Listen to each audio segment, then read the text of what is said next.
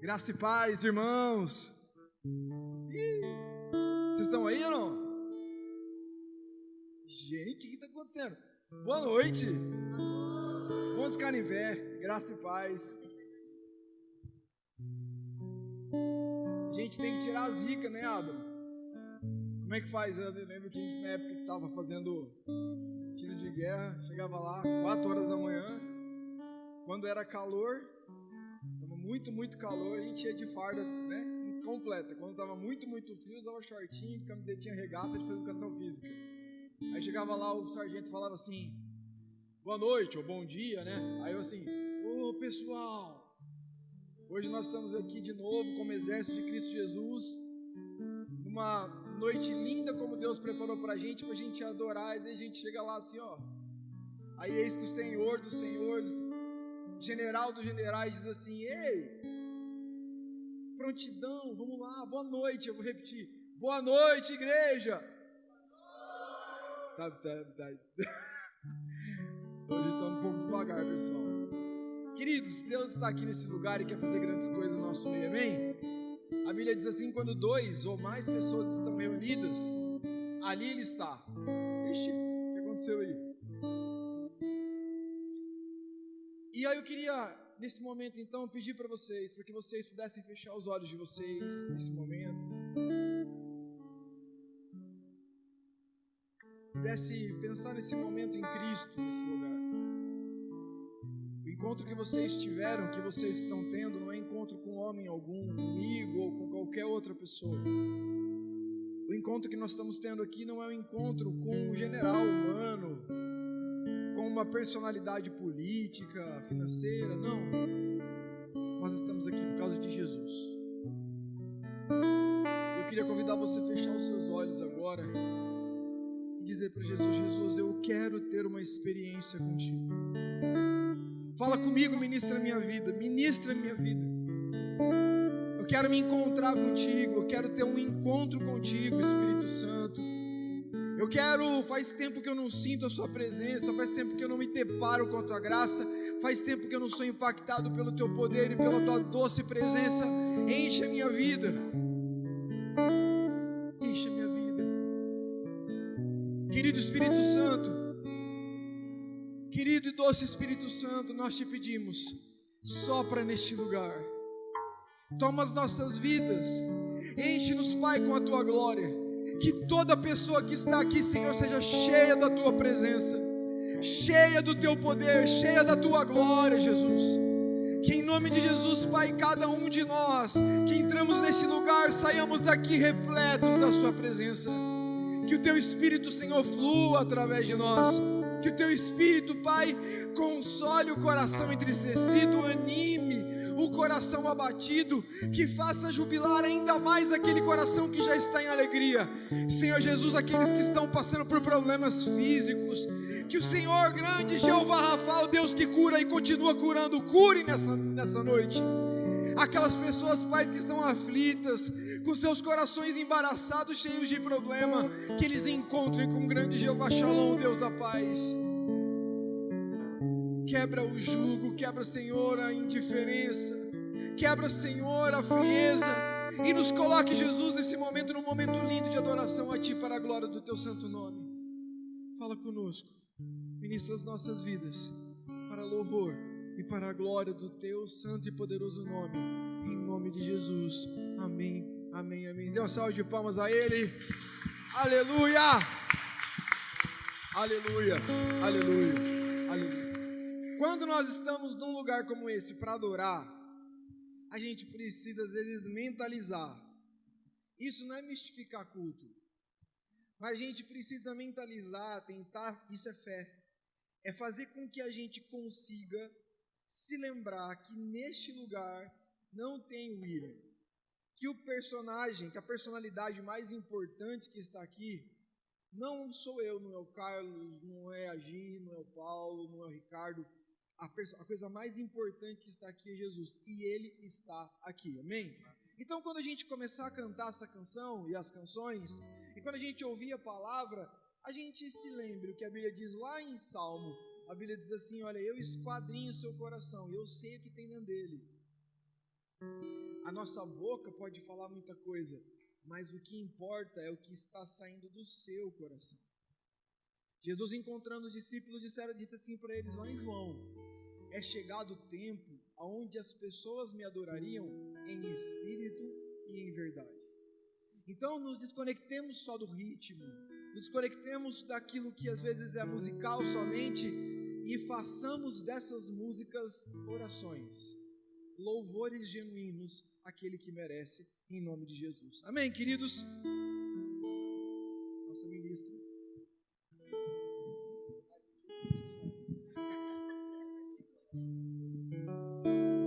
A paz, igreja, amém? Amém? Amém. Vamos adorar o Senhor mais uma noite, mais um culto, mais uma semana que se passa e que se inicia, né? E que você cante e adore a Ele com todo o seu coração. Amém?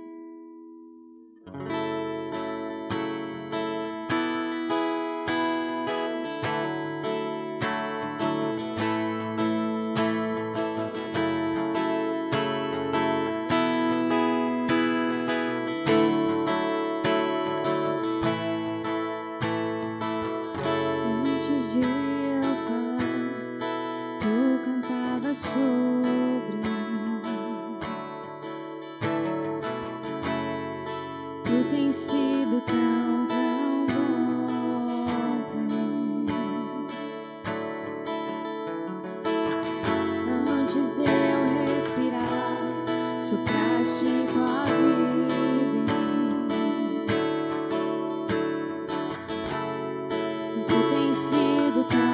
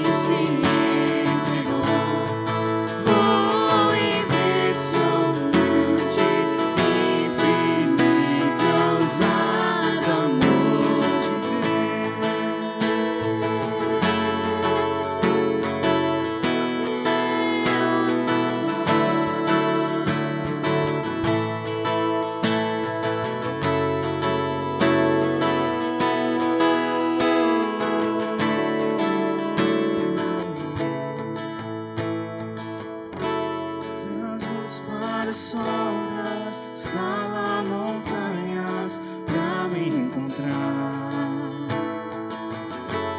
Derruba muralhas, destrói as mentiras pra me encontrar. Cante isso pro Senhor nessa noite. Traz luz para as sombras, escala montanhas pra me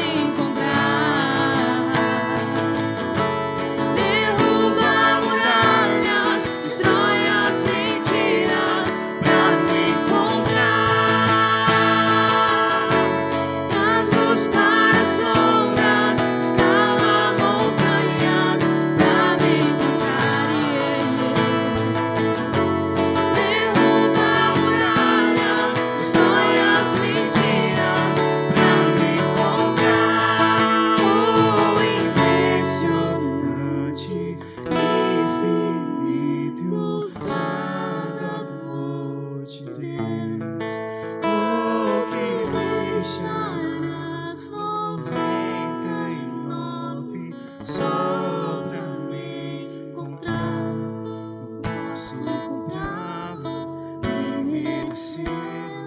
Mesmo assim, o Senhor continua me amando o tempo todo. Nós somos tão pecadores e o Senhor continua atrás de nós o tempo todo. Nós não conseguimos enxergar quão grande é o seu amor. Quão grande é o seu amor por nós. Amém. Aplauda o Senhor nessa noite. Ele é o único que é digno de toda a honra, toda a glória. Amém. Hoje mesmo eu passei uma situação na minha vida, uma circunstância, né? Que assim, eu pensei em desistir naquele momento. Eu falei, gente, que eu vou fazer? Já era a terceira vez que isso acontecia e eu estava assim, prestes a desistir. Eu falei, Deus, não pode ser. Eu sei que o Senhor me ama, mas eu não sei o que eu faço mais. Eu estava com a minha moto, né, e ela acabou dando problema de novo, já a terceira vez. Ela está escapando ali a gasolina, e aí ela veio aqui, ó, nessa pista. Eu falei, Deus, me ajuda a chegar, pelo menos no posto ali, me ajuda, para eu conseguir, sei lá, resolver o problema, me ajuda. E eu fui orando, Deus, me ajuda a chegar. E acelerava essa moto, essa moto parou. Chegou bem na subida, ela parou. Falei, meu Deus, o que eu faço agora? A gente liga pro esposo, não sabe o que faz, a situação ali, nós mulheres que não sabemos nada disso. Falei, Deus, me ajuda, vou dar partida nessa moto, o Senhor vai me ajudar. Pelo menos um pouquinho, que aí eu consigo dar um empurrãozinho ali. E naquela subida, eu pedi tanto a Deus, que a hora que eu dava partida e não pegava, eu dava partida, aí eu comecei a orar. Aí a hora que eu bati o pedal de novo, ela foi. Foi para chegar no posto, chegou na esquina, ela parou. Falei, obrigado, Deus, porque mesmo que ela parou aqui, nesse lugar, eu tô tão perto, o Senhor continua sendo bom o tempo todo para mim. Olha onde eu estava e onde eu consegui chegar. E eu cheguei no posto, resolvemos o problema. Era um problema simples ali, de escape de gasolina. Eu falei, obrigado, Deus, porque o Senhor cuidou de mim, não me desamparou, esteve comigo, e eu vi o Senhor naquele momento comigo. E eu creio que na vida de cada um, na semana de cada um, é desse jeito. Às vezes você pensa em desistir e fala, não, eu vou largar tudo, eu vou chutar essa moto, vou embora e acabou. Mas não, às vezes uma oração basta, uma conversa com Deus basta para acalmar o seu coração. Porque às vezes só acalmar, às vezes cantar um louvor. Tenha esse relacionamento com Deus no seu dia a dia. Muitas vezes a gente pensa em desistir o tempo todo, mas Ele não nos desampara. Não nos desampara, pode ter certeza, meu irmão. Pode ter certeza. E aí eu me deparei com esse versículo aqui. 2 Coríntios 4, 16 ao 18. Por isso, não desanimamos. Embora exteriormente estejamos a desgastar-nos, interiormente estamos sendo renovados dia após dia, pois os nossos sofrimentos leves e momentâneos estão produzindo para nós uma glória eterna, que pesa mais do que todos eles. Assim, fixamos os olhos não naquilo que se vê, mas no que não se vê. Pois o que se vê é transitório, mas o que não se vê é eterno. Amém? Siga o seu coração, siga o caminho do Senhor, porque esse é o melhor, não há outro igual. Adore a Ele com essa canção, se renda a Ele nesse momento. Agradeça a Ele por mais uma semana e você estar aqui. Mais uma semana e você está aqui buscando a Ele. Amém?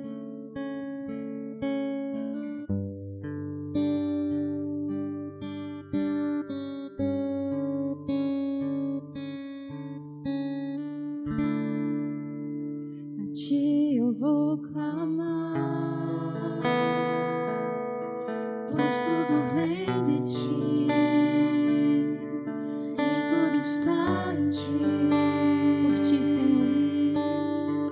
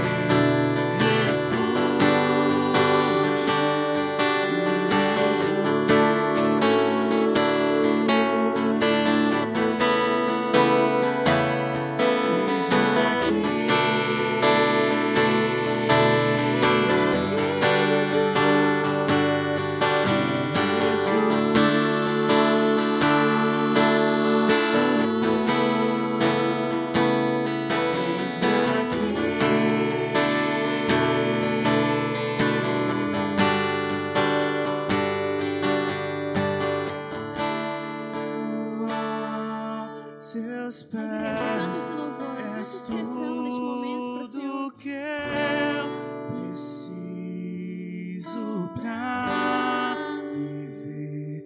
Eu me lanço aos seus braços, onde encontro meu refúgio. Eu me rendo aos teus pés. És tudo que eu preciso pra viver. Eu me lanço aos teus braços, onde encontro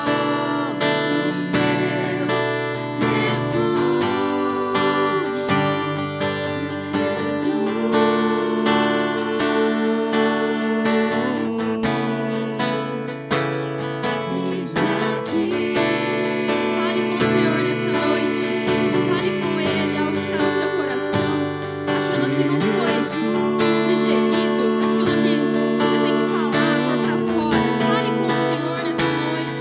Ouça essa canção e converse com Ele. Eis-me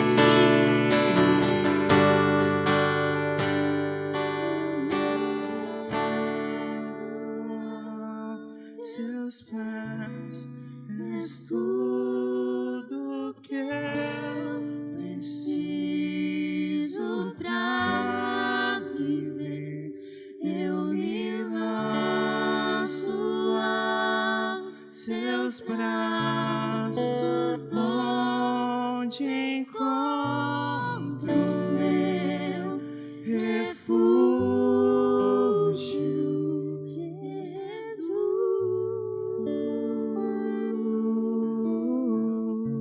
Fale o nome dele. Eis-me aqui.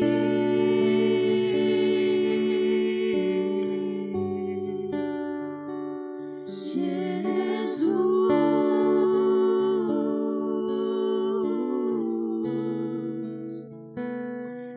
Eis-me aqui.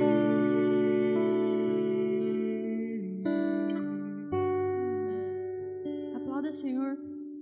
Ele merece toda a honra, toda a glória, todas as palmas. Amém?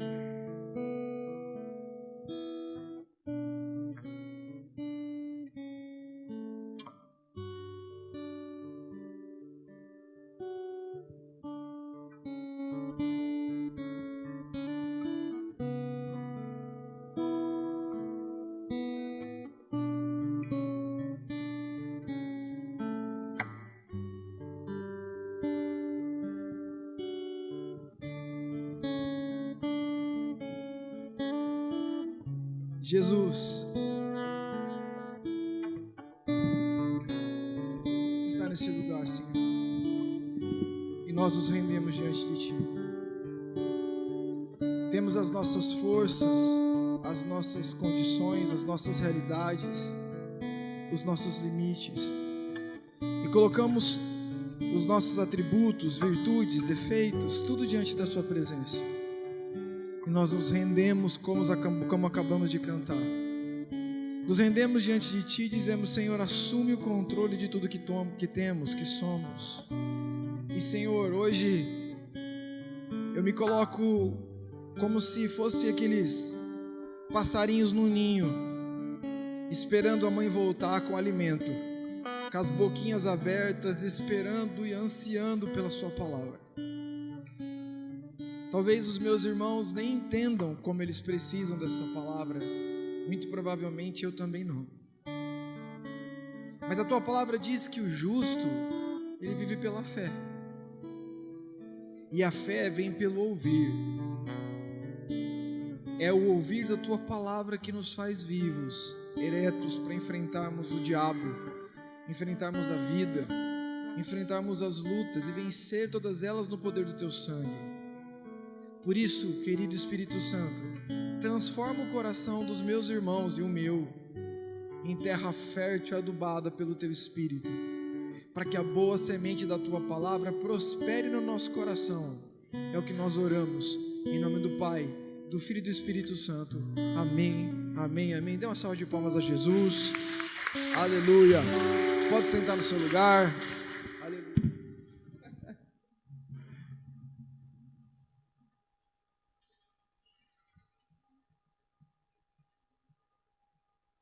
Subir agora. As crianças então podem subir junto com a pastora.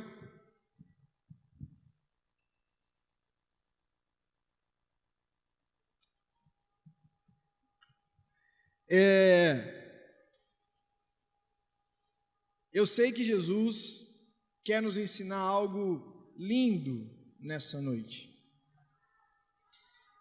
Eu não sei se vocês passam por isso, assim, eu acho que sim.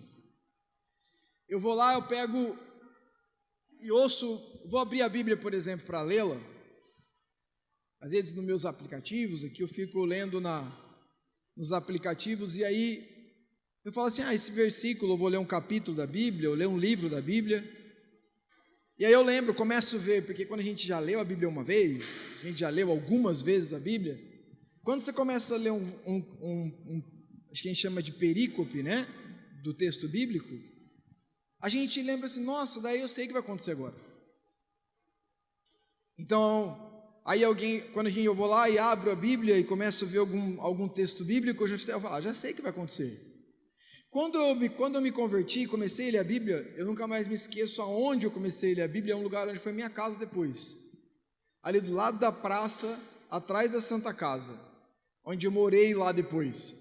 Aquele lugar, um dia eu fui dormir lá com os meus amigos, sentei na salinha e lendo, tinha a Bíblia do dono da casa lá, eu peguei e comecei a ler, folhear, e eu abri o livro de Mateus capítulo 5, o Sermão da Montanha, e eu comecei a ler aquilo, eu falei, rapaz, e passei do 5 e fui para o 6, e chegou no 6, e eu comecei a ver, falei, meu Deus, oração do Pai Nosso, eu já conheço isso daqui, eu ouvi isso aqui. Aí ele começou a falar, não, porque eu não quero que você faça vãs repetições, não faça como faça orações, entra no lugar secreto. E eu comecei a dizer, cara, eu conheço isso daqui, eu já ouvi falar, que coisa bonita, olha o que ele está dizendo. E aí eu comecei a ler mais um pouquinho, e aí eu comecei, resumindo, eu me apaixonei pela palavra, ao ponto que eu virava as madrugadas, lendo a Bíblia, devorando-a, e muito rapidamente, eu consegui ler a Bíblia inteira. E aí quando você já conhece a Bíblia, você já leu uma vez, a segunda vez que você lê, quando você já lê, você já lembra da história. E quando você já leu, depois de ter pregado 30, 20, 5, que seja 2 vezes, seja uma vez o mesmo texto. Então eu vou lá, pego e abro a minha Bíblia no texto de Mateus, capítulo 16, verso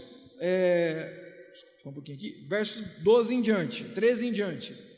E eu pego aqui, e talvez para algumas pessoas, alguns irmãos, esse texto nem seja conhecido, mas para mim eu já preguei ele 1 vez, 2 vezes, já ensinei isso na reunião de liderança, já ministrei ele, já fui muito ministrado.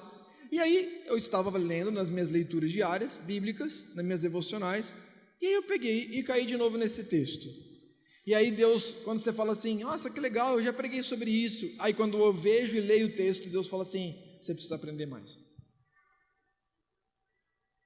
E aí você é sacudido pelos textos que você já ministrou. Mas não é porque você não aprendeu da outra vez, é porque Deus tem sempre uma coisa nova para falar daquele mesmo texto que você já tinha estudado.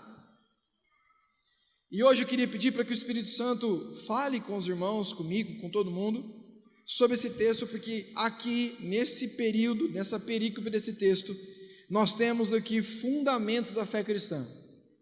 Fundamentos profundos, assim, que eu quero desafiar os irmãos, aquilo que Deus desafiou o meu coração. Olha lá o que o texto diz, eu não sei se você vai conseguir, conseguiu pôr? É sério? Tá bom, vamos lá. Mateus capítulo 16, verso 13, diz assim o texto, se tiver aqui, eu acho que esse daqui não é bem a coisa. Isso, 13. Indo Jesus, vou ler aqui, chegando Jesus às partes da Cesareia de Filipe, interrogou os seus discípulos. Pode continuar. Não tem? Então vamos ler aqui mesmo. Indo Jesus para os lados de Cesareia de Filipe, perguntou aos seus discípulos, quem diz o povo ser o Filho do Homem? E eu quero parar aqui nesse primeiro momento com os irmãos. Jesus chega, olha para a Pati e diz assim, para todo mundo aqui, e olhando especificamente para a Pati, diz assim, Pati, o que as pessoas dizem que eu sou? Olhando para o Paulo, diz assim, o que as pessoas dizem que eu sou? O que vocês poderiam dizer aqui agora do que as pessoas dizem que Jesus é?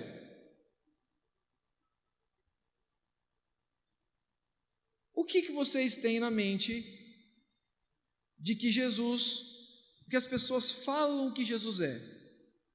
Um de cada vez. O que você acha, Demir? O que você acha que as pessoas acham que Jesus é? O que as pessoas falam que Jesus é?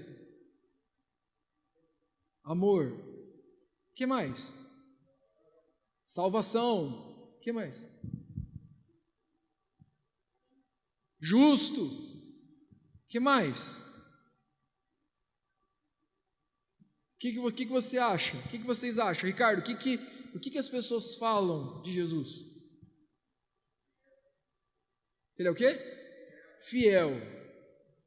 E a gente pode falar aqui sobre muitas coisas, né, irmãos? O que as pessoas dizem, que as pessoas vão dizer que ele é o Messias, ou que ele vai dizer que ele era apenas um sábio, ou que ele é uma invenção, ou vão dizer que ele não existiu, ou que ele existiu, ou que ele era só um profeta, como os judeus acreditam. Uns vão dizer que ele é o Filho de Deus, outros dizem que não é o Filho de Deus, outros dizem que ele é simplesmente uma história, outros dizem que ele é um espírito evoluído que incorporou num corpo. Enfim, a gente tem várias explicações e várias teorias sobre quem é Jesus. Sim ou não? E às vezes a gente fica ouvindo, né? Então, por exemplo, quantas vezes eu ouvi, olha, eu acredito que Jesus, eu enfrentei isso na faculdade de História. Por quê? Porque muitas vezes as pessoas diziam assim, mas Jesus, ele é fruto do 3º século. Eu estou falando de historiador. E eu falava assim, não é verdade. Aí a pessoa, não, você está falando isso. Eu falei, esquece religião, estou falando de achados históricos. Jesus é uma personalidade histórica. Você pode não crer que ele é Deus, mas que ele existiu e que ele tem comprovações históricas. Às vezes eu encontro pessoas que dizem assim, ele não existe. Beleza, você tem todo o direito de acreditar no que você quiser. Concordam comigo, sim ou não? Eu não tenho que obrigar ninguém a acreditar em nada, porque a Bíblia nos ensina de maneira muito clara e muito transparente que nós não temos o direito de acreditar que eu posso fazer com que o Felipe creia em Jesus. Eu não tenho condição de colocar ele de goela abaixo. A única maneira do Felipe entender que Jesus é o Messias, é o Salvador dele, é pelo Espírito. A Bíblia fala nem por força e nem por violência, mas é pelo meu Espírito. Sim ou não? Sim ou não? Beleza. Então, a primeira pergunta de Jesus é uma pergunta capciosa. É chegar para Ariane e dizer assim, Ariane, quem as pessoas dizem que eu sou?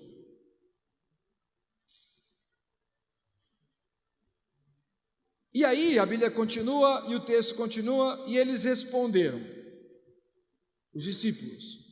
Uns dizem que o Senhor é o João Batista. Outros que o Senhor é o Elias, Jeremias ou algum outro profeta.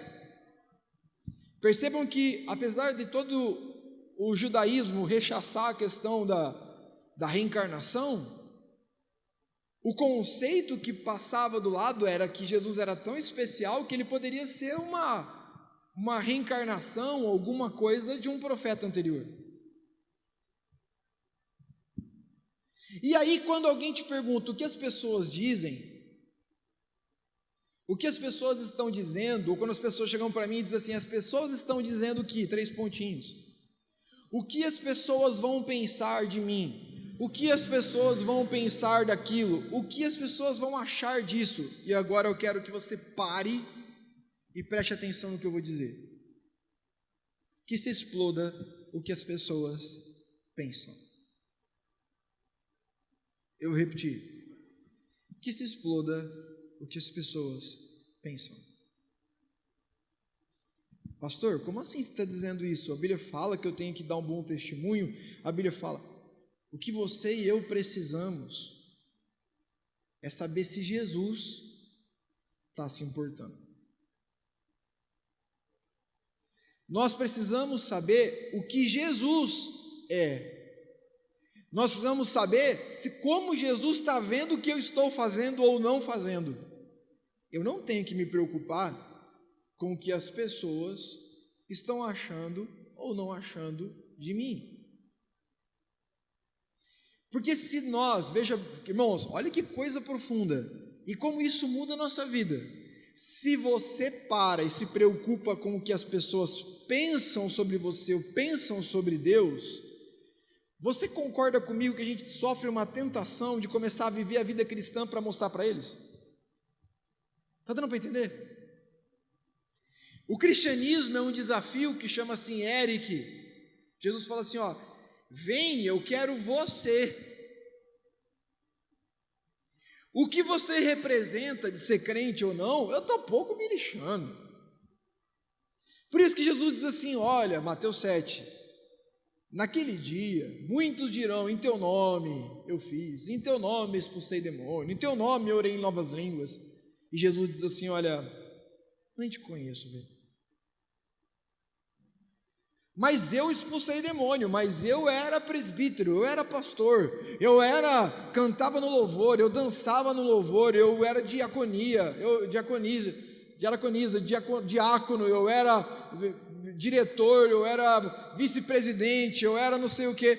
Beleza, Jesus diz assim, bacana, mas eu não me importo. Eu não me importo com aquilo que você era e o que as pessoas achavam que você era. Porque eu não estou preocupado de forma alguma o que as pessoas achavam de você. Eu não me importo se as pessoas achavam o Ricardo crente, espiritual, carnal, mundano, de oração. O que eu me importo é se o que ele é de verdade para mim. Irmãos, isso é libertador, porque quando eu consigo entender que o meu alvo não é fazer com que as pessoas acreditem que eu sou crente, mas que eu seja crente, eu canalizo todas as minhas energias para agradar o Pai e não agradar as pessoas. E eu não estou dizendo que a gente tem que desprezar o que as pessoas acham, porque pessoas são importantes, são familiares, são amigos, são potenciais evangelizados.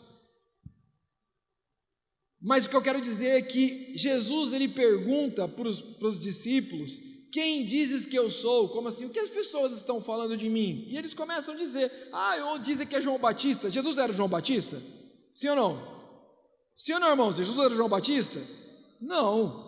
Jesus era a reencarnação de Jeremias? Sim ou não? Não. Jesus era, quem que ele era aqui? Algum outro profeta? Não. Então o que ele estava querendo dizer? O que as pessoas dizem sobre mim não é o que eu sou. O que as pessoas falam de mim, Jesus, não é o que eu sou. E se você entender isso, você já começa a viver a vida um pouco mais livre. Porque quando uma pessoa fica assim, mas as pessoas estão pensando, o que as pessoas estão olhando, o que as pessoas, e a pessoa fica tão preocupada em parecer ser o que as pessoas querem que ela seja, ou o que elas querem que as pessoas achem que ela é, que ela não consegue ter força para ser quem ela deveria ser. Deu para entender? Ou ficou muito filosófico? Eu fico fazendo esforço para me parecer crente, eu fico fazendo esforço para poder se parecer pastor, eu fico fazendo esforço demais para as pessoas acharem, eu não posso falar, eu não posso dar risada, eu não posso brincar, eu não posso fazer as coisas, porque se eu fizer isso, as pessoas vão dizer que eu não sou pastor, que o outro não é ministro, que essa pessoa não é crente, e aí eu fico me moldando o que as pessoas querem que eu seja. Eu fico me forjando para ser parecido como as pessoas querem que eu seja, assim eu sou aceito, e assim eu sou aceito quando eu vejo, vivi minha vida inteira me esforçando para agradar os outros sem agradar a Deus.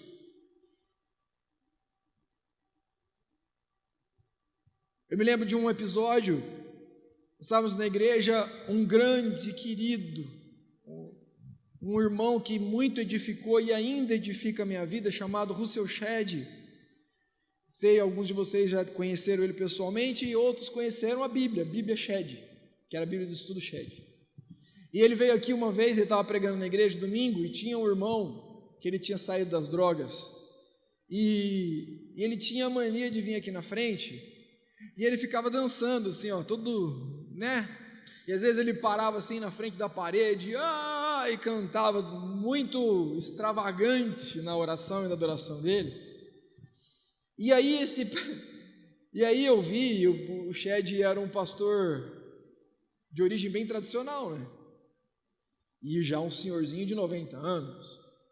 E ele olhou assim, ele ficava sempre assim, né? O culto acontecendo, o louvor rolando, e as pessoas lá, e ele assim, né? Ficava assim com a Bíblia dele assim, em grego, porque ele lia a Bíblia só no grego, no original, aqui inveja.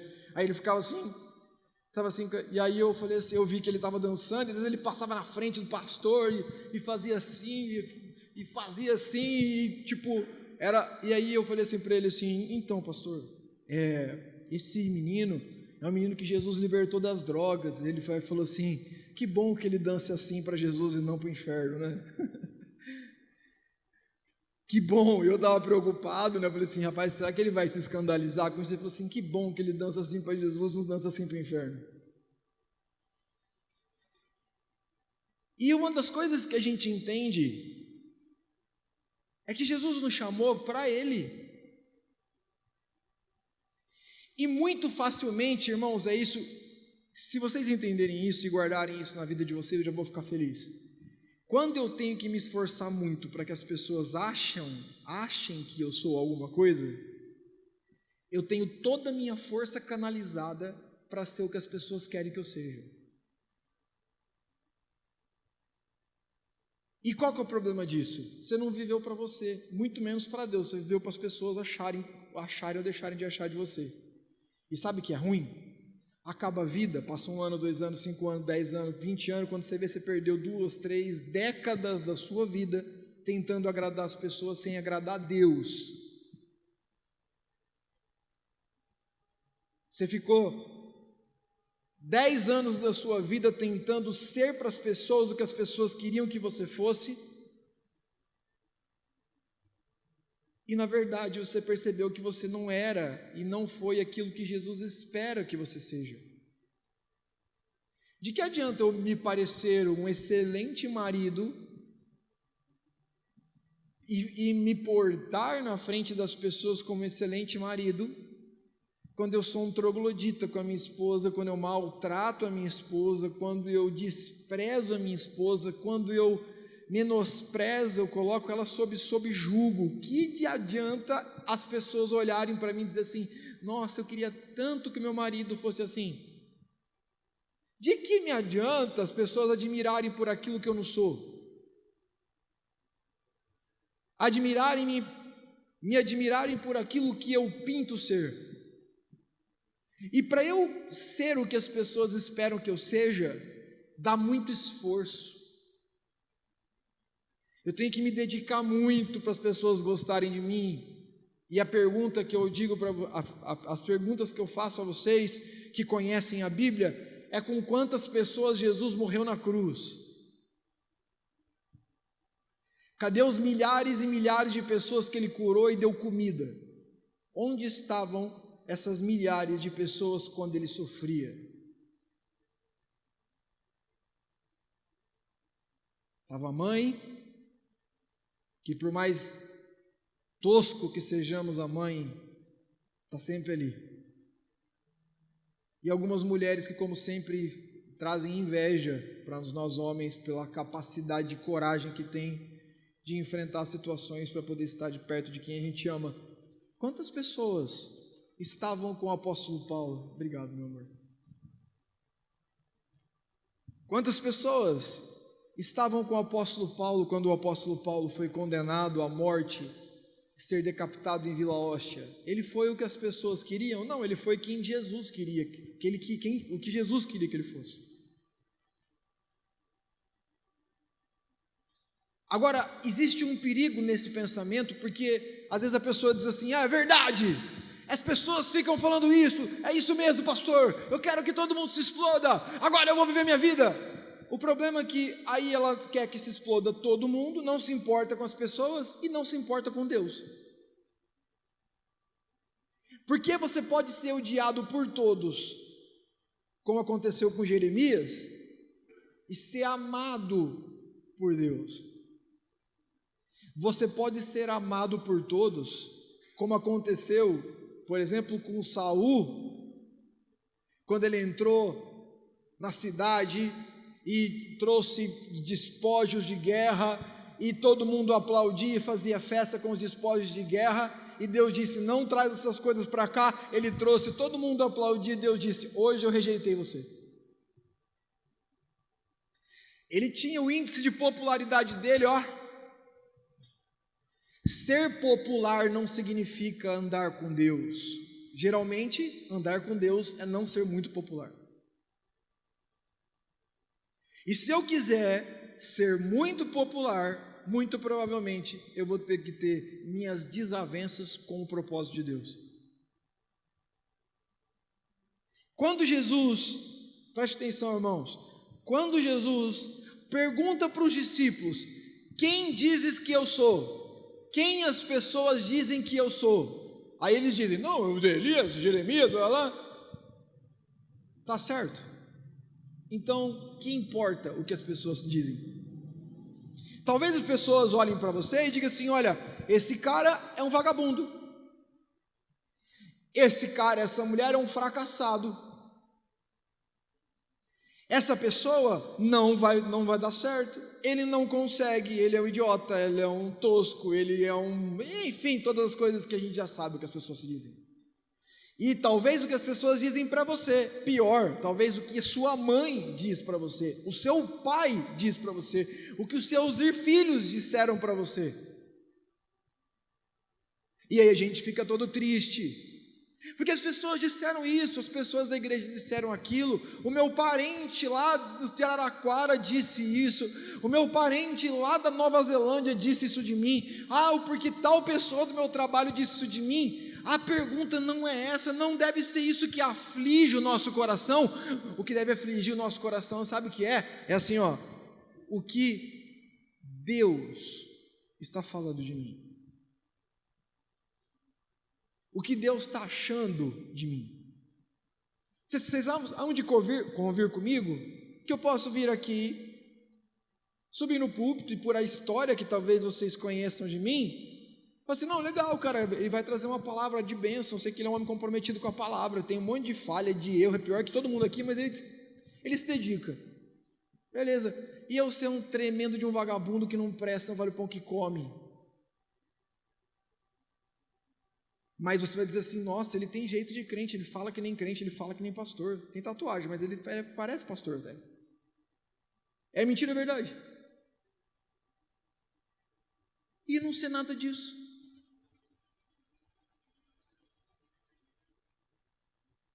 Mas as pessoas, ou ao contrário, vocês olham para cá e dizem assim, esse cara aí tem estranho, tem tatuagem, esse cara é estranho, não vejo... Beleza, as pessoas disseram isso dele para mim, as pessoas falaram isso do William para mim, beleza, você vinha aqui e perdeu a oportunidade de ser abençoado. Porque o que as pessoas dizem não me importa. O que me importa é o que Cristo pensa de mim. Eu vou dizer mais, irmãos, não importa nem o que você diz de mim, e nem o que eu digo de você. O que importa é o que Cristo vê, o que está acontecendo em mim e em você. Porque o justo juiz é aquele que diz assim, você disse isso do Ricardo? Beleza, é injusto, eu sou o juiz, eu julgo. Você está sendo injusto com o Ricardo, agora é comigo, não é com ele. Você está sendo injusto com o William, porque eu sei o que ele está fazendo, você está sendo injusto. Ué. Então agora eu, como juiz, julgo essa causa, justamente. Está dando para entender sim ou não? Eu não preciso me justificar, você não precisa se justificar, a gente precisa ser. A gente não precisa ter um monte de coisas para justificar, porque justificar nunca dá certo, você já percebeu? Tenta justificar quando alguém está realmente convicto que você é alguma coisa, tenta sentar com alguém e dizer para essa pessoa que está convicta que você não presta, tenta. Uma vez eu estava numa festa de aniversário de uma jovem, e aí pediram para eu fazer uma oração. Aí eu fui lá e fiz uma oração. Essa menina era uma menina que estava nas drogas antes de se converter, estava distante de Jesus profundamente, e na minha oração eu disse a seguinte coisa, Senhor, obrigado porque o Senhor tem feito ela viver uma nova vida, simples assim, não falei de droga, não falei de passado, não falei que ela era endemoniada, não falei que vivia no pecado, nada disso. Está vivendo uma nova vida, uma vida de sucesso, uma vida de vida. Quando eu acabei a oração, a mãe dela estava na beirada da mesa, assim, me olhando, odiando-me. Aí eu fui lá, eu olhei assim, vi que ela estava com uma cara de pitbull, assim, né? Aí eu virei assim, eu falei com a menina, aí a menina já ficou branca, assim, e falou assim para mim, pastor, não liga para ela. Eu falei, mas não sei, o que aconteceu? Aí Aí ela já saiu batendo o pé, brava. Eu falei, cara, o que eu fiz? Aí a menina veio, que por acaso hoje ela está nos Estados Unidos, é uma fofa ela. Uma fofa ela. Está fazendo o doutorado dela em ciências sociais. E ela chegou e falou assim, pastor, fique em paz, fique em paz. Eu falei, não, fique em paz não, eu quero falar com ela, ver o que eu fiz de errado. Não, ela falou que você está menosprezando, falando que tudo que ela fez por mim não serviu de nada. Eu falei, eu? E aí eu falei, não, eu preciso conversar com ela. Eu falei, tudo bem, um exemplo, tá? Falei, vamos lá, ó, Carla, olha o seguinte, ó, eu não sei o que aconteceu, você está achando que a igreja agora melhorou a vida da minha filha e antes era tudo ruim? Eu falei, não, eu estou dizendo só que eu estou vendo que ela está mais feliz. Ah, quer dizer que ela era infeliz antes de vir para a igreja? Eu falei, não, a senhora não percebeu que ela está feliz? Ela está feliz, mas antes ela não era feliz? Eu falei, podia ser, mas agora ela está bem feliz, é isso que eu estou falando. E ela está contente, ela está com Jesus, ela está tendo experiência. Antes ela não tinha Jesus, só tem Jesus quando vai na sua igreja. E eu entendi uma coisa na minha vida, que não dá para justificar, não dá para se justificar quando alguém não quer entender. A única coisa que eu podia fazer, olha, eu quero dizer, não foi isso que eu quis dizer. De maneira alguma eu quero desprestigiar aquilo que a senhora fez, aquilo que a senhora representa na vida da sua filha, mas eu vou orar, porque eu posso ter certeza que não é isso que eu quis. Você quis sim, eu conheço bem da sua laia, vocês que são crente e não sei o que lá. Eu falei, tudo bem, eu só me desculpa, me perdoa, não foi isso que eu quis dizer. Eu sei, saiu batendo o pé. Aí depois, a filha dela foi batizar, se batizou, mudou a vida dela, e ela contou para a mãe e falou assim, mãe, eu estava viciada em cocaína. Como assim? Eu estava viciada em cocaína. Eu cheirava cocaína nas baladas, nas festas, e aí, um dia, depois da celebração lá do batismo e tudo mais, a mãe dela, depois de um tempo, a mãe da menina falou assim, eu queria te pedir desculpa. Eu falei, imagina, que está tudo certo. Ela falou assim, é porque eu não entendia, e eu não queria entender. Sabe o que isso me ensinou? É que tem hora que você não tem que discutir, você tem só que orar. E olhar para dentro de você mesmo e dizer assim, o que Deus pensa de mim, porque é isso que importa. Porque às vezes você vai querer se explicar com alguém que não quer entender. Você vai tentar falar e se defender com alguém que não quer que você seja absolvido em qualquer nível. Então a gente recua e diz assim, Senhor, o que o Senhor acha de mim? Eu sou isso mesmo que a pessoa está falando? Porque se eu sou, eu tenho que me arrepender, não é nem com ela, com o Senhor primeiro. E quando Jesus chama esses discípulos, é isso que Jesus falou muito forte comigo nesse texto, que eu não pensava. Por que Jesus pediu para aqueles meninos falarem o que as pessoas falavam dele? Para que aqueles discípulos pudessem entender que aquilo que a maioria diz que Jesus é, não é o que Jesus é. E que talvez aquilo que a maioria das pessoas que estão à sua volta, que dizem que você é, não é o que você é. E que o que importa não é o que as pessoas estão dizendo, mas o que importa é o que é verdade. E a verdade está com Jesus. Está dando para compreender sim ou não? E aí Jesus ele fala assim, ó, beleza, vai. Eu fico imaginando Jesus, sabe, nessa cena assim, ó. Quem diz, o que as pessoas estão dizendo que eu sou? Aí ele diz, Elias, Jeremias, Aí Jesus ele fala a seguinte coisa no verso 15, mas vós. O texto diz assim, mas vós, continuou ele. Lá. Tudo bem, fecha. O que vocês dizem que eu sou?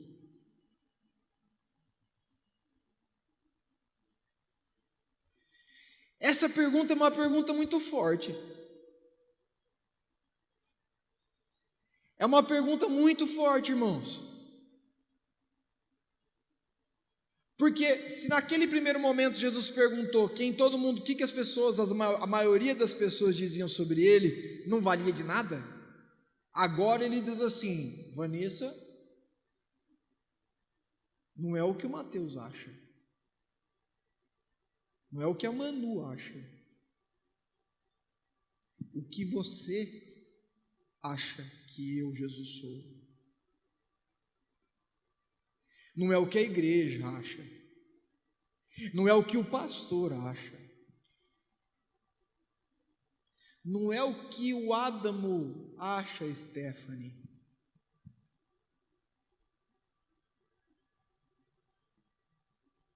É o que você acha que eu sou.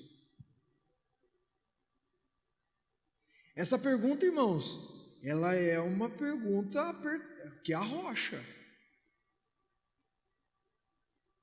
Concorda comigo que é muito fácil a gente dar opinião na manada? Quem é Jesus? Jesus é lindo, Jesus é maravilhoso, Jesus eu não sei o que lá. Beleza, agora esquece os outros, porque a igreja é o coletivo, mas a espiritualidade começa na individualidade. Conversão é sou eu. Eu não me converti a Cristo porque vocês se converteram junto comigo. Eu me converti porque um dia eu, William, entendi isso. Um dia eu, William aceitou a Cristo como Senhor e Salvador. Os meus filhos se converteram ou não pela atitude deles, não minha. Porque se eles se converteram por causa de mim, eles não são convertidos. Porque conversão e mudança de vida é uma atitude individual. E Jesus estava no meio da igreja, como nós aqui, no meio dos discípulos, e aí ele chega e ele diz: ei, isso, abaixa um pouquinho para mim, Eric. Vou virar os dois aqui, mas abaixa só um pouquinho para não dar microfonia, por favor. Eu estou me ouvindo no pé. Então aí a gente chega, estamos todo mundo na igreja, e eu poderia trazer uma palavra aqui: o mundo pensa isso de Jesus. Hitler era amigo e trabalhava com o Papa. 80% da população alemã no Holocausto era protestante. Cantava Amazing Grace de manhã, nas manhãs dominicais. As cruzadas que deixaram rastro de morte em todos os lugares foram em nome de Jesus.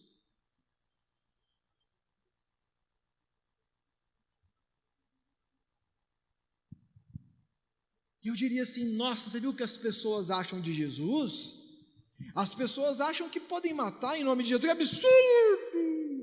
Que absurdo falar que Jesus está nisso, que Jesus está abençoando a guerra. Eu vejo líderes evangélicos dizendo: não, merecia ou não merecia, que matem o Putin, que mate o Putin, que mate todos os ucranianos fascistas. Eu fico imaginando: mano, onde nós estamos parando? Mas tudo bem, é fácil ver quando os outros não enxergam Cristo. Agora a minha pergunta para os irmãos é que Jesus faz para nós, é o que você acha de Jesus?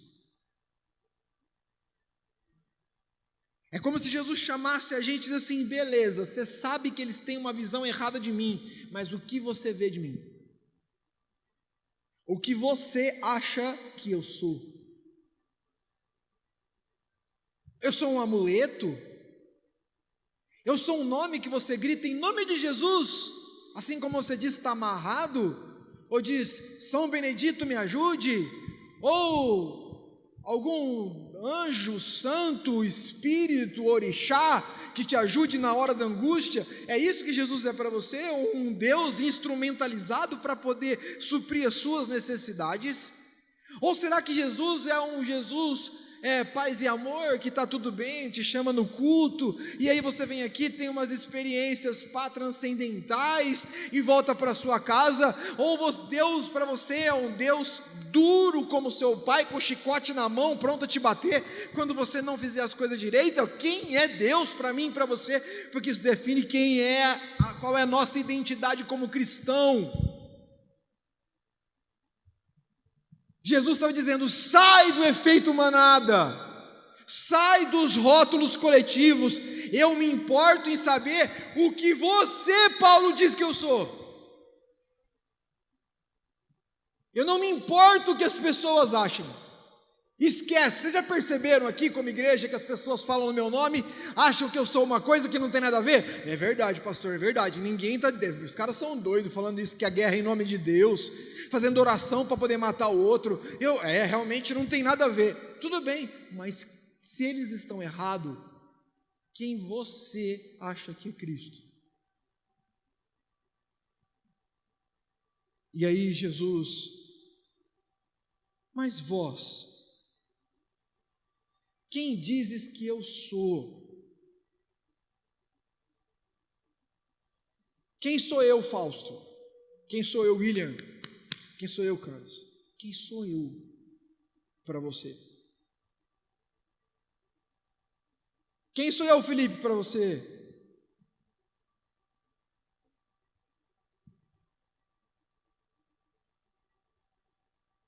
E aí, o apóstolo Pedro se levanta e define quem é Jesus.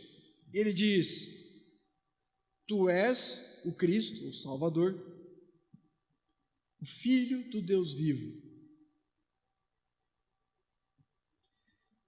O apóstolo Pedro faz uma afirmação categórica, direta, imperativa, e diz assim: olha, o Senhor Jesus é, para mim, o Cristo, meu Salvador, e é o Filho do Deus vivo.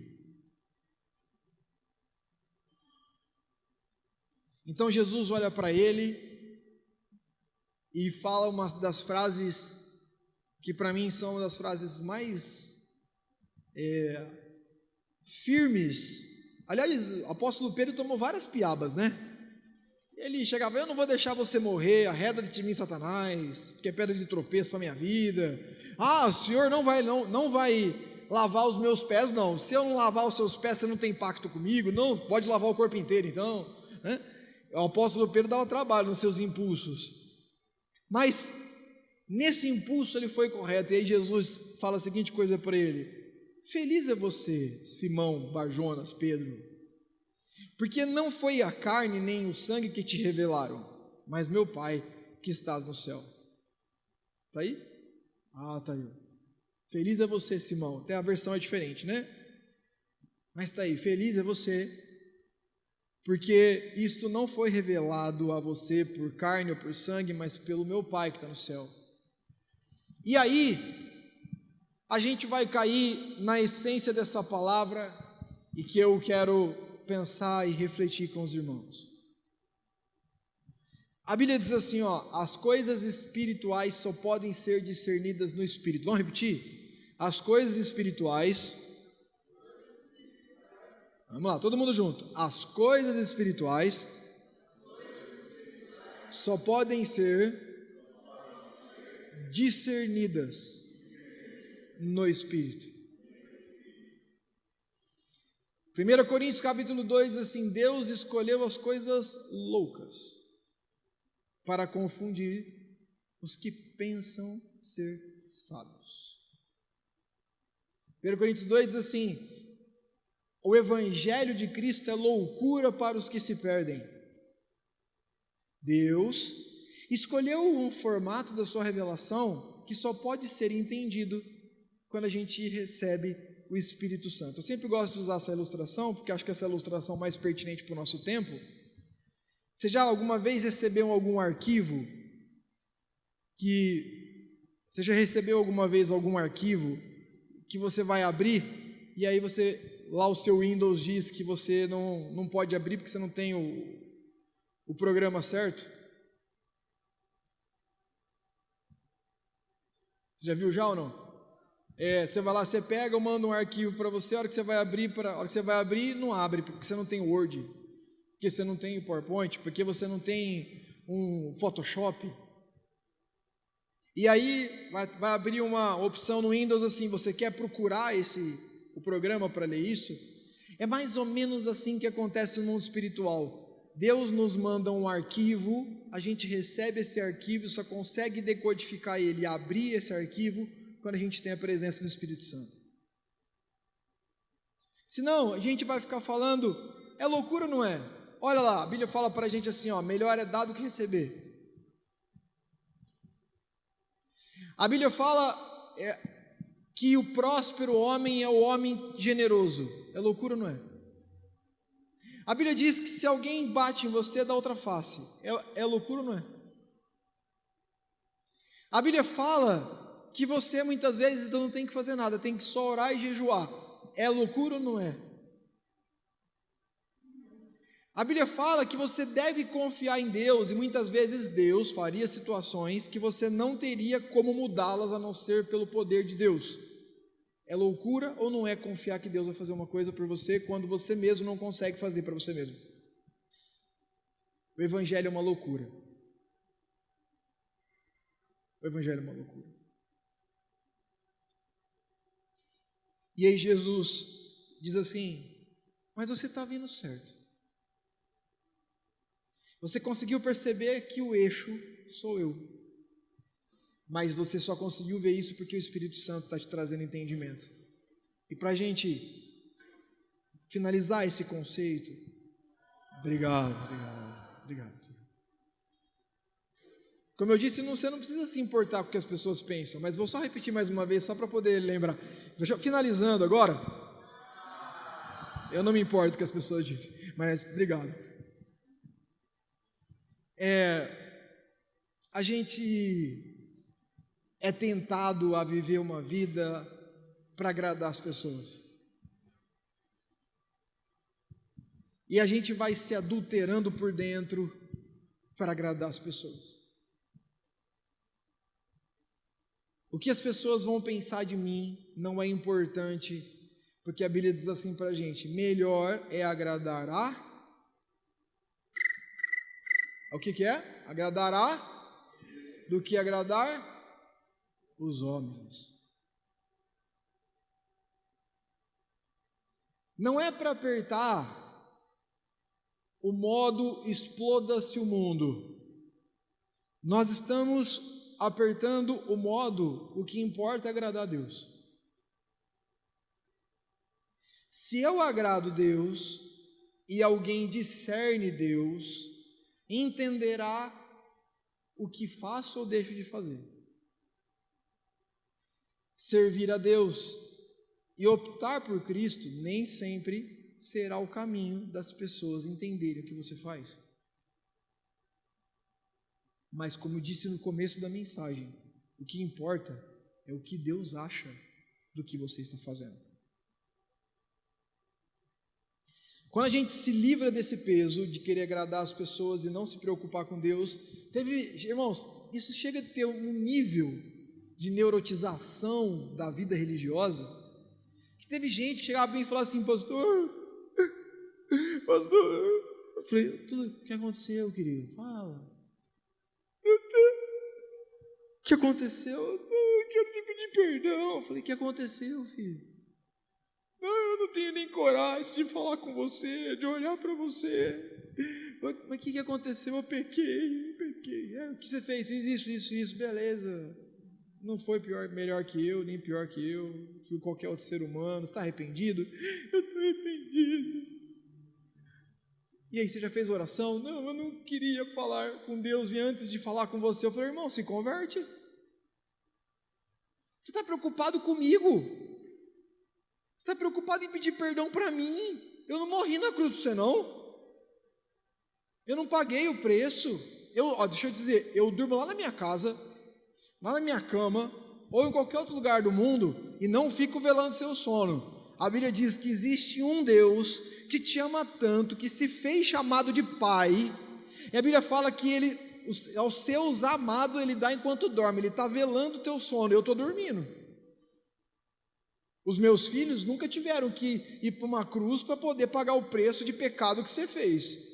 Você vai querer dizer para mim que você está preocupado em pedir perdão para mim, e você não pediu perdão para Deus ainda? Qual mundo você vive? Que cristianismo é esse que você está vivendo? O apóstolo Paulo passa por isso. 1 Coríntios capítulo 3, ele diz assim, fui avisado pela casa de Cloé, que há entre vós contendas e divisões. Ele começa o texto. casa de Cloé era uma família de Corinto, que tinha mandado uma carta para o apóstolo Paulo, dizendo assim: olha, sabe aquela família lá, aquelas famílias da igreja, estão tudo se pegando, brigando, falando. Ele falou: beleza, eu fui avisado pela casa de Cloé que há contendas e divisões entre vós. Porque uns dizem que são de Paulo, outros dizem que são de Pedro, outros dizem que são de Apolo, e outros ainda mais espirituais dizem que são de Jesus. E aí o apóstolo Paulo continuou: por acaso alguém foi batizado em meu nome, ou foi salvo pelo nome de Pedro? Vocês são salvos pelo nome de Jesus. Vocês entendem como o ambiente religioso pode ser um lugar que a gente vive para agradar e se enquadrar no modelo dos outros sem perceber que está distante de Jesus? Vocês entendem o que eu quero dizer? E é nessa hora que o texto que Jesus diz lá: olha, vocês transformaram a minha casa, a casa do meu pai, que ele quebra tudo lá. Jesus, ele dá uns Hadouken, né? Não sei se vocês já viram já. Ele chega no templo de Jerusalém, tá aquela vendendo coisa e fazendo barganha e bolsa de valores e banco na frente. Ele já chega metendo o pé em tudo, literalmente chega metendo o pé em tudo, quebrando todas as bancas da frente, né? Jesus se percebeu que ele estava bem preocupado com o que as pessoas pensavam dele. Aí ele vai lá, quebra tudo. Aí ele diz assim: olha, vocês transformaram a casa do meu pai, que era a casa de oração, em o que? Vocês lembram? Em um covil de ladrões. A gente foca nos ladrões, esquece os ladrões, foca no covil. Covil é o lugar onde eu me escondo. Covil é o lugar onde eu fico lá escondido. Igreja deve ser o lugar onde eu me debulho. Igreja e viver igreja é o lugar onde eu rasgo a minha roupa, assim, está aqui o meu peito, eu sou pecador, muda a minha vida. Lembra que Jesus chegou lá em Mateus 6, ele diz assim, que chegou lá na sinagoga contando uma parábola, ele diz: eis que chega um fariseu, e o fariseu diz: obrigado Deus por não ser ímpio, obrigado por ser homem, obrigado por ser fariseu, obrigado. E o outro lá chega: Senhor, tem misericórdia de mim e ser propício a mim. Jesus diz: quem agradou a Deus? Esse que se vangloriava não agradou a Deus, e o outro que é humilde agradou a Deus. Igreja é isso. Aqueles que são humilhados serão exaltados. O maior de todos é aquele que serve a todos. Ele muda a lógica. E quando uma pessoa não entende que o foco é agradar a Jesus, ele vive a vida inteira no covil, escondendo as suas mazelas e debilidades. Escondidinho, covil. Sem tratar, apontando o dedo para os outros, sem olhar para si próprio. Passando a base e a maquiagem para esconder as marcas na cara estampada do pecado, perdendo sua vida, nem agradando Deus e nem agradando os homens. O apóstolo João, cheio do Espírito Santo, escrevendo os bilhetes de Jesus para as cartas do primeiro século, diz a seguinte coisa. Numa das cartas, Jesus manda um recado para a igreja de Éfeso, e diz assim para eles, de Laodiceia, e diz para eles assim, ó: porque não és nem quente, nem frio, eu vomitar-te-ei de minha boca.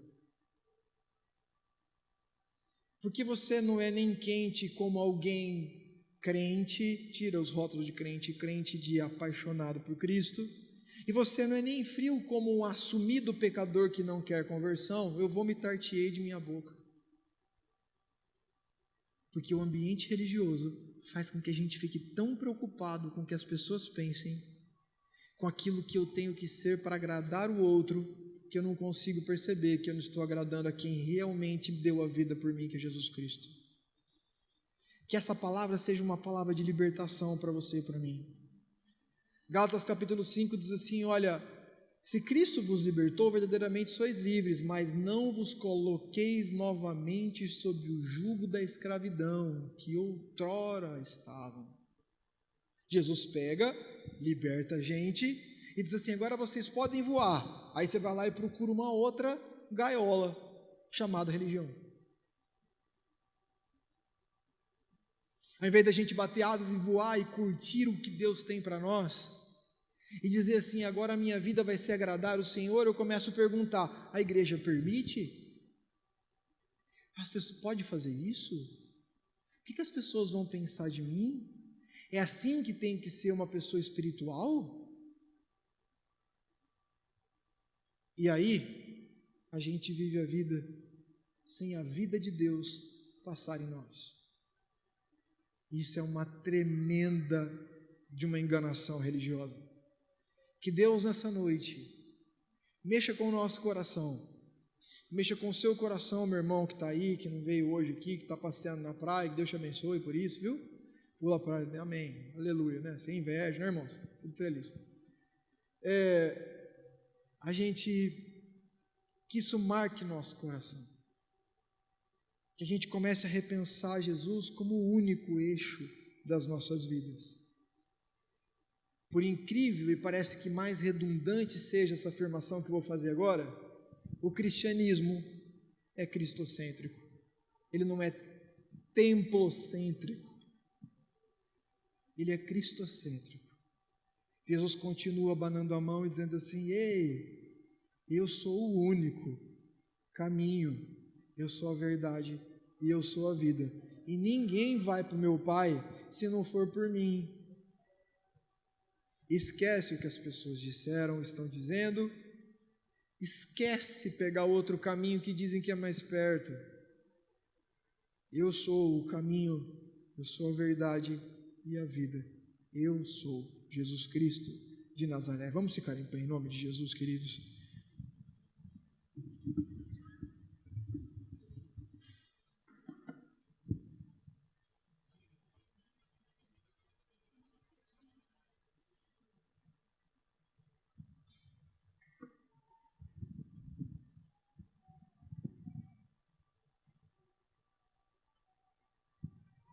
É uma prisão a gente querer agradar as pessoas. É uma prisão.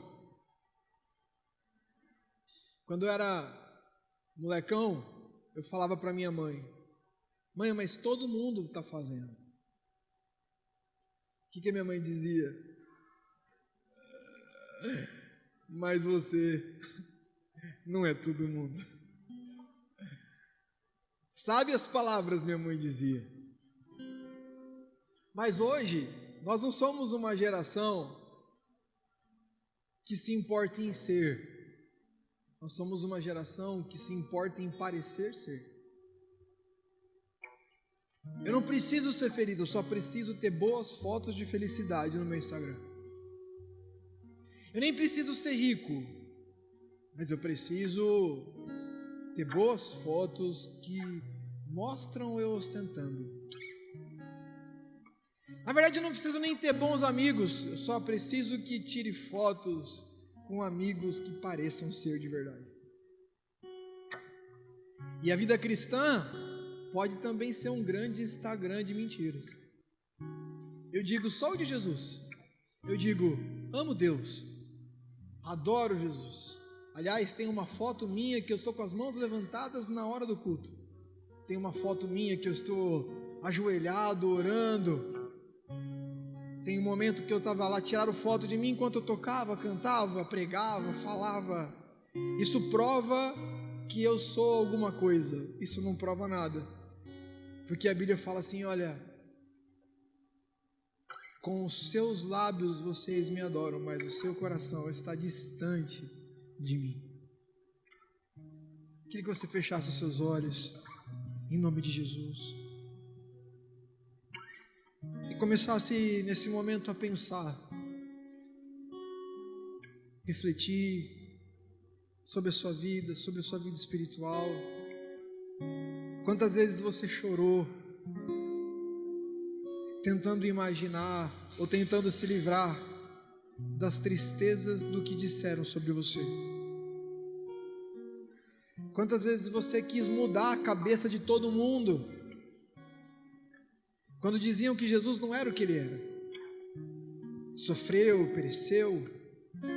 Quantas vezes você pregou e ensinou as pessoas algo que você não era? Talvez tentou ensinar que Jesus era maravilhoso quando você realmente não cria nisso.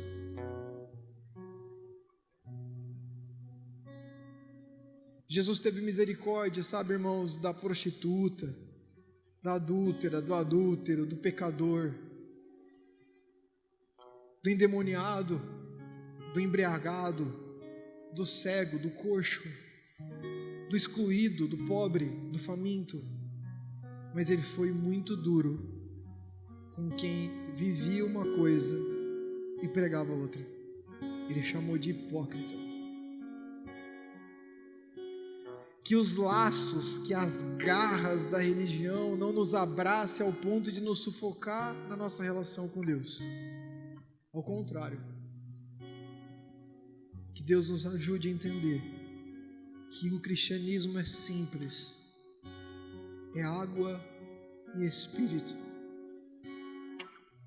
Água e espírito.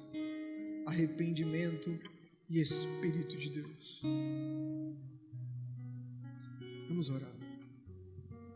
Pai querido, nós queremos colocar diante da Tua presença as nossas vidas, humildemente, de maneira quebrantada, de maneira prostrada. Nós queremos debruçar, Senhor, o nosso coração diante do Teu altar e dizer: Jesus, nos ajude. Porque nós podemos viver uma vida de engano durante a vida toda. Dizermos que somos cristãos, que falamos de Jesus, que amamos o Senhor, que amamos, que o Senhor é nosso Pai. Mas não ser uma verdade no nosso coração. Talvez possamos fazer como os discípulos fizeram em Mateus 16, falarmos e criticarmos o que as pessoas acham que o Senhor é, sem entender que nós não entendemos quem o Senhor é. Hoje, se existe uma pergunta que o Senhor quer nos fazer, eu tenho certeza que é: quem você diz que eu sou? E essa resposta nossa, individual, talvez seja uma resposta confrontadora. Talvez nós nem tenhamos uma resposta. Talvez nós tenhamos vergonha de dizer o que nós pensamos. Talvez Jesus seja o médico que nos cura na hora, Pai, que estamos doentes. Talvez o Senhor seja o Rivotril no tempo do pânico, ou o Alprazolam para a nossa tristeza, ou o Senhor seja o Santander na hora do aperto financeiro. Talvez com essa pergunta a gente entenda que o Senhor não passa de um psicólogo para ajudar a gente nas nossas crises ontológicas ou sentimentais. E talvez nós tenhamos vergonha de entender que o Senhor não passa de um Deus instrumentalizado para suprir as nossas necessidades. Mas quando nós respondemos essa pergunta de verdade e entendemos que estamos falhando, nós nos arrependemos, Senhor. Pedimos perdão e pedimos nos ajude a entender o que é ser cristão de verdade. Senhor, hoje, coloca a sua mão, Senhor, no nosso coração. Ministra sobre a vida dos meus irmãos e do meu. Nós queremos nos arrepender, queremos nos prostrar de verdade, do fundo do nosso coração, no nosso culto racional e dizer: Jesus, nos ajude a ser melhores do que somos, parecidos cada vez mais contigo, para louvor da sua glória, em nome de Jesus. Amém, amém, amém. Dê uma salva de palmas a Jesus. Aleluia, aleluia, aleluia. Amém, irmãos? Que Deus nos ajude a romper com tudo aquilo que é fake nas nossas vidas. Lembremos, talvez fiquemos com essa reflexão: a nossa espiritualidade, nossa intimidade com Deus é digna de aplauso no Instagram ou no céu? A nossa autoridade espiritual, ela é uma autoridade que recebe likes nas redes sociais, a uma espiritualidade que acontece como em Atos capítulo 19, quando os filhos dos sacerdotes encontram um menino endemoniado, e ele vai lá e diz assim para eles: olha, em nome de Paulo e de Jesus eu te expulso. E aí o demônio olhou para ele e disse assim: Paulo, eu sei quem é, Jesus eu conheço, mas quem é você?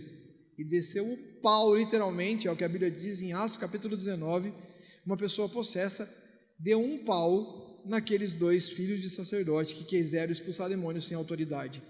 A gente não precisa ser alguém que tem autoridade entre o povo e não tem autoridade no mundo espiritual. A gente não precisa ser alguém que tem uma vida que as pessoas aplaudem, quando a nossa vida essencialmente, na vida prática, ela é uma vida de vergonha. A gente não precisa fingir que as pessoas a amarem e dizem: nossa, como essa pessoa é crente. Não vale de nada se a gente não é crente de verdade. A gente não precisa dizer para as pessoas que a gente tem que ser fiel, ter relacionamentos sinceros, viver na verdade, se a gente e as pessoas acreditarem que a gente vive nisso, se a vida de verdade prova que é o contrário. Que Deus nos ajude a viver a verdade. Por isso que Jesus diz assim: olha, conhecereis a verdade, e essa verdade vos libertará. Conheça a verdade de você mesmo. Conheça a verdade e reconheça a verdade de você mesmo.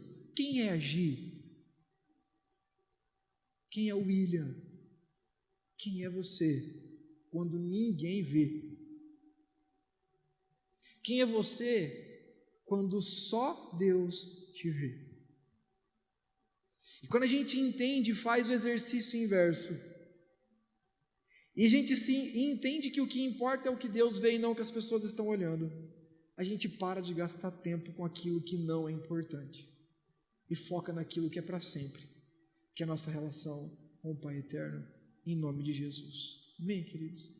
A minha oração do fundo do meu coração nessa noite é que Deus liberte você e eu. Eu acho que daqui a uns 40 minutos você vai ter que receber uma outra palavra dessa, porque nós somos treinados para fazer e agradar os outros. A gente tem que renovar a mente para ser livre. O cristianismo nos empurra para o altar, olhar para Ele. Toda hora Jesus, toda hora você vai ver o apóstolo Paulo dizendo: olhe fixamente para o autor e consumador da sua fé. Olhe fixamente nele. Em Colossenses o apóstolo Paulo diz assim: olhe para as coisas do alto, esquece o que as pessoas estão falando. Mas a gente tem uma tendência, nós somos doutrinados, a gente precisa que as pessoas se importem. Eu tenho que entender o que as pessoas estão gostando ou se não estão. Se as pessoas estão, se não estão gostando, mas Deus está tudo certo. Isso é libertação. E prisão é quando todo mundo diz, e Jesus diz. Eu estava ouvindo, para encerrar aqui, eu estava ouvindo um comentário antes de vir para cá, de um especialista em relações internacionais, se não me engano é um professor da Unifesp, e ele estava falando assim sobre Putin, né, sobre a Rússia, que vocês estão acompanhando, aliás vamos orar por isso. Ele diz assim: o Putin está tendo uma atitude que, por mais que ele tenha estrategiado, calculado para fazer essa invasão, tudo mais, comprou ouro faz 3 anos para poder se defender, ele fez uma ação militar sem discernir o que estava acontecendo em volta dele, de verdade. E ele começou a enumerar várias coisas, e aí ele falou uma coisa que me deixou muito reflexivo. Ele diz assim: isso é marca de tiranos, de gente que não ouve o outro. Todo líder que ele não tem pessoas que diz para ele e são sinceros com ele, ele literalmente fica envolto numa bolha de mentira. E quando ele toma uma ação achando que a mentira que ele vive é a verdade, ele tropeça. Às vezes nós estamos inseridos em mundos assim, em mundos que ensinaram e estão fazendo com que o Ademir ache que o que ele está fazendo é certo, e não é. Ou que faça com que o João Pedro olhe em volta dele e diga assim: na média eu estou bem, mas não é o que Jesus está vendo.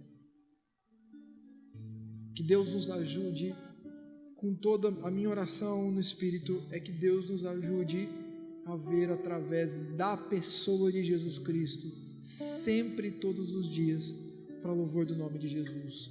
Amém, amém, queridos. Dê uma salva de palmas a Ele. Pode sentar no seu lugar. Temos aniversariantes essa semana? Temos aniversariantes essa semana?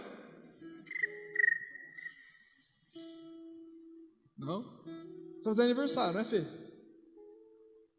A carinha dele, tadinho. Queridos, tem algum aniversariante da semana? Não, né? Tem? Não. Você veio pra cá, eu achei que você estava tendo. Você quer fazer aniversário? Eu falei, já fez aniversário esse tempo atrás? Queridos, então nós vamos fazer o nosso ofertório, entregar para Jesus as nossas ofertas. E eu queria, mais uma vez, de novo, ressaltar a verdade.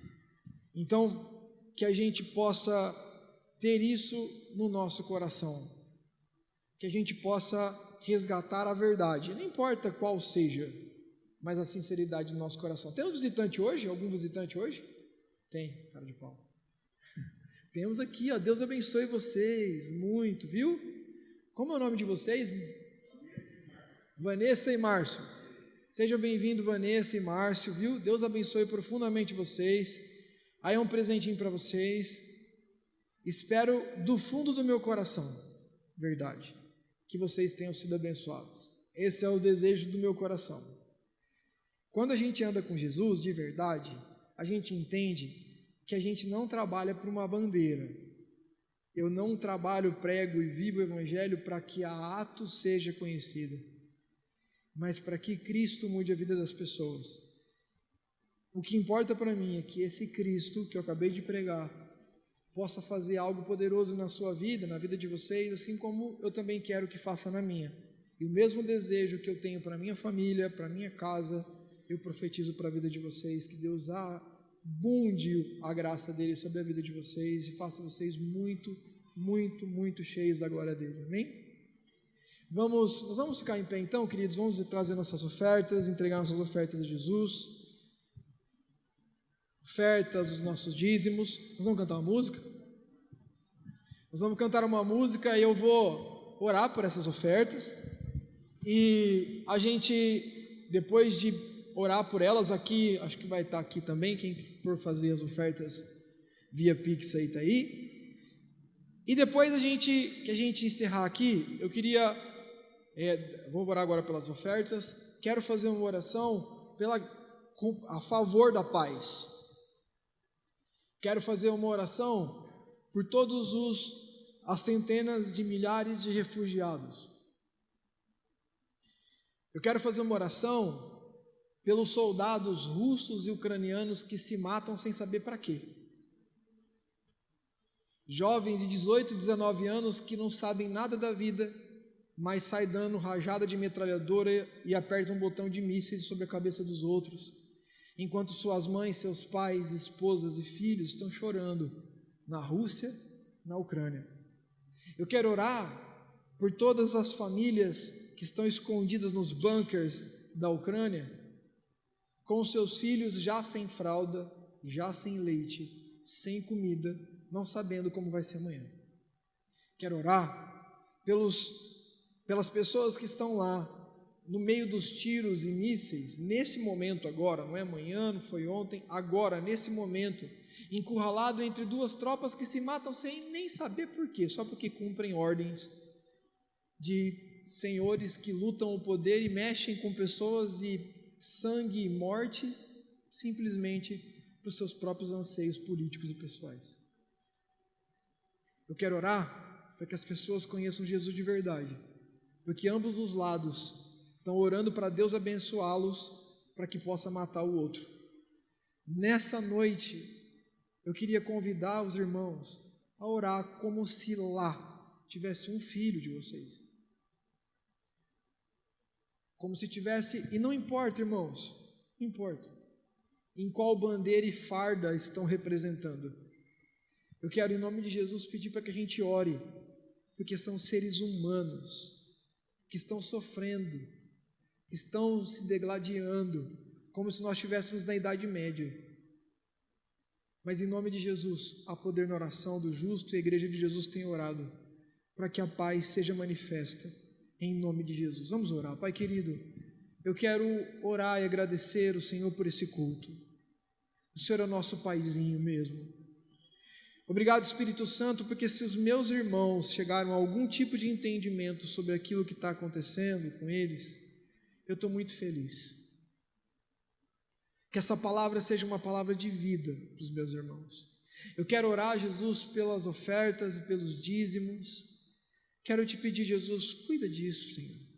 Cuida disso e prospera a tua igreja, para que sobrepuje sobre nós a tua prosperidade, a tua vida em nós, em todos nós, e possamos de alguma maneira contribuir para a expansão do teu lindo reino.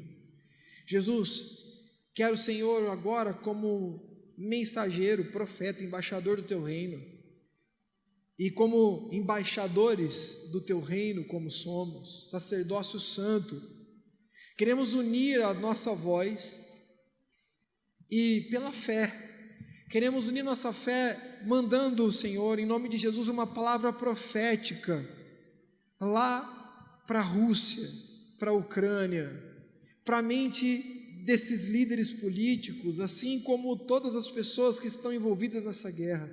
Espírito Santo, o Senhor é poderoso, e a tua palavra diz no próprio texto de Mateus 16, que tudo que a igreja ligasse na terra seria ligado no céu, e nós ligamos e dizemos amém hoje para a paz na Ucrânia.